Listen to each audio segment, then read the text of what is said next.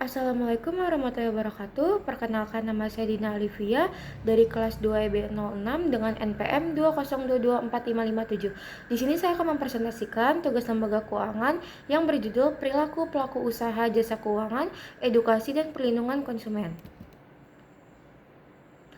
Selanjutnya di sini ada fungsi dan tugas pokok. Yang pertama ada fungsi. Bidang edukasi dan perlindungan konsumen mempunyai fungsi pemberian dukungan melalui pengaturan dan pelaksanaan di bidang edukasi dan perlindungan konsumen. Yang kedua ada tugas pokok.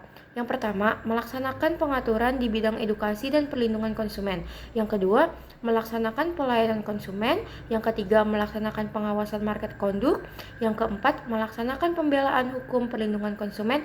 Dan yang terakhir, ada melaksanakan koordinasi komunikasi dan hubungan masyarakat.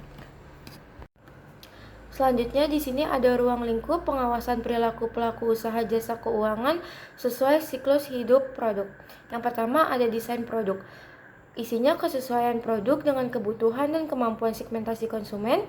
Yang kedua ada penyediaan informasi produk. Penyediaan informasi produk atau layanan yang jelas, akurat, benar, mudah diakses dan tidak menyesatkan konsumen. Yang ketiga ada penyampaian informasi produk. Isinya penyampaian ringkasan informasi produk atau layanan. Yang keempat ada penawaran produk. Isinya penawaran produk sesuai kebutuhan dan kemampuan calon konsumen.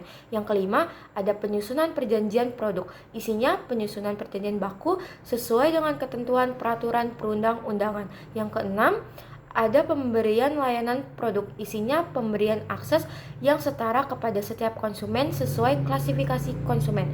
Yang terakhir, ada penanganan, pengaduan, dan penyelesaian sengketa produk. Isinya penanganan pengaduan konsumen. Selanjutnya ada instrumen pengawasan perilaku pelaku usaha jasa keuangan oleh otoritas jasa keuangan. Pengawasan langsung dilaksanakan dengan dua cara. Yang pertama ada pemeriksaan tematik. Pemeriksaan tematik adalah pengawasan perilaku PUJK dengan melakukan serangkaian kegiatan menghimpun dan mengolah data, keterangan, atau analisis atas produk atau layanan jasa keuangan yang memiliki potensi menimbulkan kerugian konsumen berdasarkan tema yang telah ditetapkan. Contohnya ada perjanjian baku, layanan pengaduan konsumen, dan mekanisme penarikan agunan. Selanjutnya ada pemeriksaan khusus. Pemeriksaan khusus adalah pengawasan perilaku PUJK dengan melakukan serangkaian kegiatan menghimpun dan mengolah data, keterangan, atau bukti untuk membuktikan dugaan adanya perilaku PUJK yang melanggar ketentuan peraturan perundang-undangan di sektor jasa keuangan atau menimbulkan kerugian konsumen. Selanjutnya ada perbedaan pemeriksaan tematik dengan pemeriksaan khusus. Pemeriksaan tematik pelaksanaan berdasarkan perencanaan yang disusun awal periode pemeriksaan, sedangkan pemeriksaan khusus pelaksanaan tidak tergantung kepada waktu tertentu. Pemeriksaan tematik pemeriksaan dilakukan berdasarkan tema tertentu yang menyasar kepada keseluruhan objek pemeriksaan, sedangkan pemeriksaan khusus pelaksanaan berdasarkan hasil pengawasan langsung, pengawasan tidak langsung, atau permintaan. Pemeriksaan tematik dilakukan oleh tim pemeriksa tematik, sedangkan pemeriksaan khusus dilakukan oleh tim pemeriksa khusus yang berbeda dengan pemeriksa tematik. Pemeriksaan tematik, pemeriksaan ditujukan untuk menilai aspek kepatuhan PUJK terhadap ketentuan OJK, sedangkan pemeriksaan khusus, tujuan pemeriksaan untuk memperdalam temuan dan memperkuat bukti pelanggaran. Pemeriksa tematik hasil pemeriksaan berupa rekomendasi perbaikan, sedangkan pemeriksaan khusus hasil pemeriksaan berupa laporan yang berisikan pembuktian terhadap pelanggaran yang terjadi. Pemeriksa tematik tindak lanjut pemeriksaan dapat berupa sanksi administratif, sedangkan pemeriksaan khusus tindak lanjut pemeriksaan dapat berupa sanksi administratif atau pidana. Selanjutnya ada edukasi keuangan.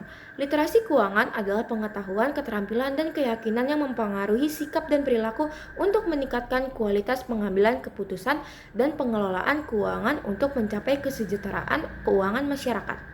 Pelaksanaan edukasi keuangan dalam rangka meningkatkan literasi keuangan masyarakat sangat diperlukan karena berdasarkan survei yang dilakukan oleh OJK pada tahun 2022, indeks literasi keuangan penduduk Indonesia yaitu 49,68%. naik dibanding tahun 2013, 2016, dan 2019 yang masing-masing hanya 21,84%, 29,70%, dan 38,03%.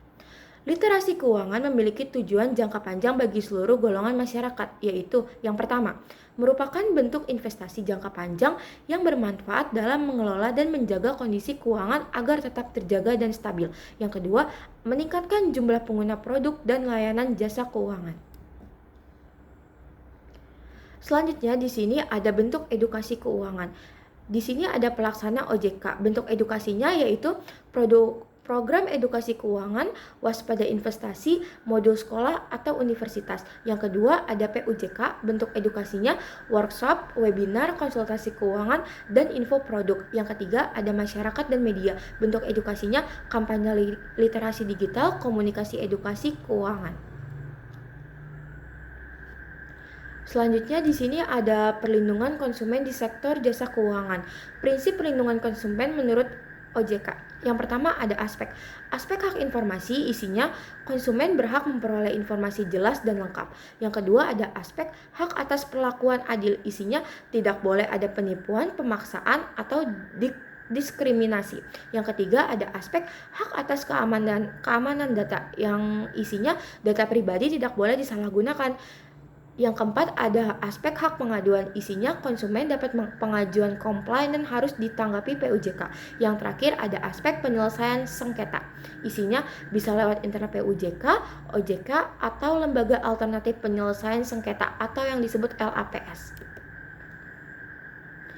Sekian presentasi dari saya, kurang lebihnya mohon maaf.